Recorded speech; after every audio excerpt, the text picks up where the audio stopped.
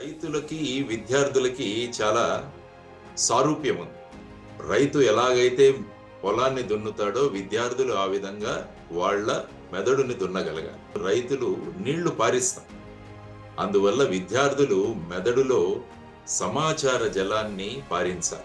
రైతు పొలంలో మేము విత్తనాలు నాటుతాం పంట రావడానికి. అందువల్ల విద్యార్థులు విషయాన్ని నాటాలి వాళ్ళ మెదడులో. పంట బాగా పెరగడానికి కలుపు మొక్కలు తీసేస్తాం. అందువల్ల విద్యార్థులు కూడా వాళ్ళ మెదడులో, వాళ్ళ మనసు నుంచి మంచి విషయాలు ఉంచుకొని చెడు విషయాల్ని కలుపు తీసేసినట్టు తీసేయగలగాలి. మేము ఎరువులు వేసి పొలాన్ని ఏపుగా పెంచుతాం. అదేవిధంగా విద్యార్థులు తమ సత్ప్రవర్తన అనే ఎరువును వేసి వాళ్ళు జీవితాలను ముందుకు తీసుకెళ్ళాలి. ఈ విధంగా రైతులకి, విద్యార్థులకి ఎంతో సారూప్యం ఉంది.